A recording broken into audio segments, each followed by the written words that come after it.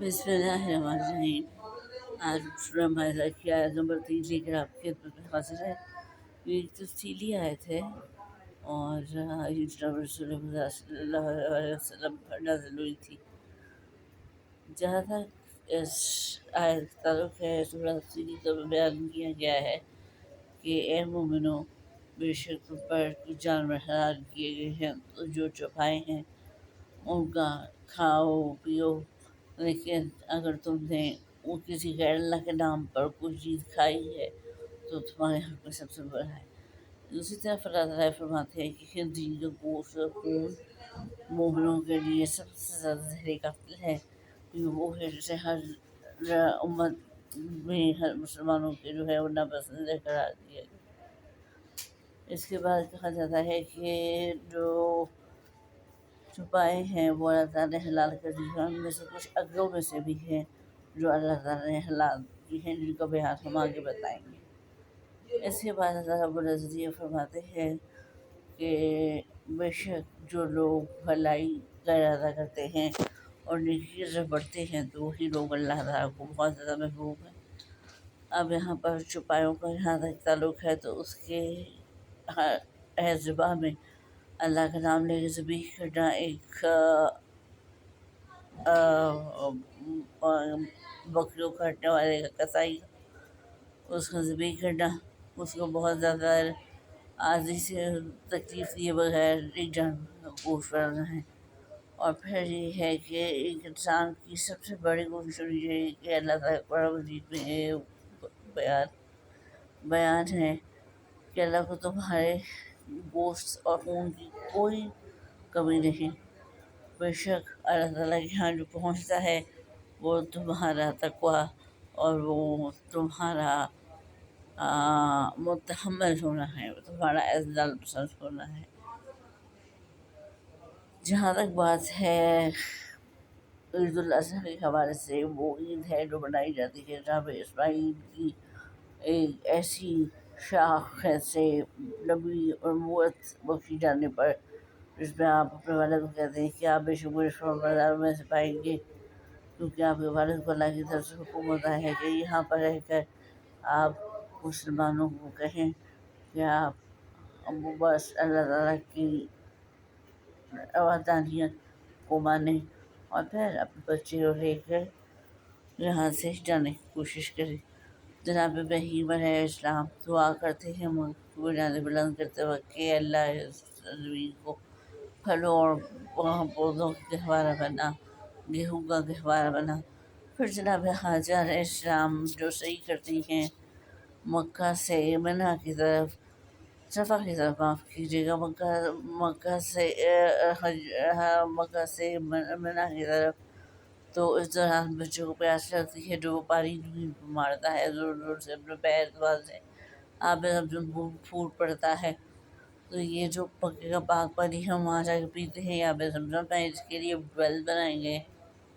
تاکہ وہاں زمین سے نکال کر بوٹل پہ دے کر پوری دنیا میں سپلائی کی جائے۔ آج بھی پاکستان کی اچھی سے اچھی فارمیسی میں ان کے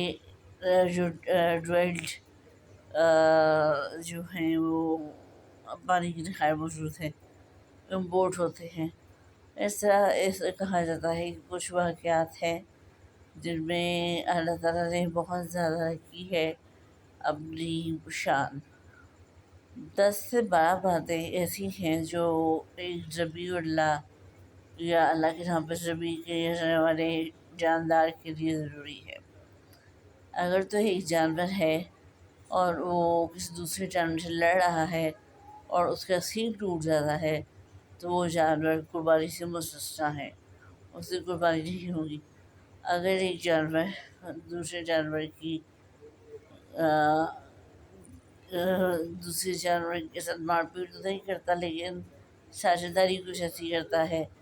کہ اس کے بنائے ہوئے بھوس میں سے اپنا بھوس کھاتا پیتا ہے، اور پھر اپنی مشہوریات میں جو کہ ہم کو پتہ ہے کہ ان جانوروں کا کام بھی اس سلسلے میں اللہ تعالیٰ کی ذکر و عبادت ہے، اس کے علاوہ یہ اس کا اناج کھا لیتا ہے، اور پھر اور یہ آرام سے آرام فرماتا ہے، تو ایسے کی عبادت اور ایسے کی اللہ تعالیٰ کی ہاں رحمت و برکت قابل قبول نہیں ہے۔ پھر اللہ تعالیٰ ایک جگہ فرماتے ہیں کہ اللہ کے علاوہ کسی کی قسم کھائی نہیں جا سکتی، اور اگر کھائی جائے تو اس کے لیے سخت وعید ہے، سخت وعید ہے، اس کو یاد رکھنا چاہیے۔ اس کے علاوہ پھر چوتھی بات یہ تھی کہ قرآن کو پڑھنا، قرآن کو وقف کر دینا کسی مسجد میں پڑھ کے کہ اس کے سارے صاحب جو پڑھے وہ بخشا جائے، یہ بہت مجرب طریقہ ہے۔ پھر اس کے بعد سب سے بڑی بات یہ آتی ہے قرآن کریم انسان سے کیا تعلق فرمانا ہے۔ حضرت علی رضی اللہ عنہ نے کہا جب میں نظر کرتا ہے اب تو میں کہتا ہوں کہ اللہ مجھ سے بات کرے، یعنی کہ نماز پڑھتا ہوں جو میرے کرتا ہے میں اللہ سے بات کروں تو میں قرآن پڑھتا ہوں۔ اس کے علاوہ ایک چھوٹا سا اس مسئلہ یہ ہے کہ چوپائے اور جو چیزیں ہیں جن میں ہیں خچر، جن میں ہیں بھیڑیے، جن میں ہیں گائے، جن میں ہیں یہ کہتے ہیں بفلوز، یہ سب وہ ہیں جن سے آپ دودھ اور استعمال کر سکتے ہیں کہ ان کی جو کھال ہے کپڑے بنانے اور چمڑا بنانے کے کام بھی آتی ہے۔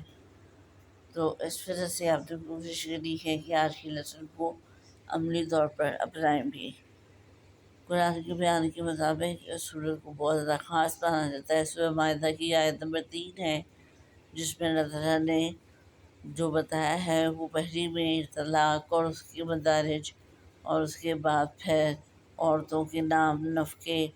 اور پھر اس کے بعد سورہ مائدہ میں کہ اگر عورت کا وراثت میں حصہ بن رہا ہے تو وہ اسے ادا کر دینا چاہیے۔ اس میں ہم زیادہ بات کرتے ہوئے پائے گئے ہیں قربانی کے جانور کے حوالے سے۔ آج کے لیے اتنا ہی، اپنا فیڈ بیک ضرور دیجیے گا۔ اللہ حافظ۔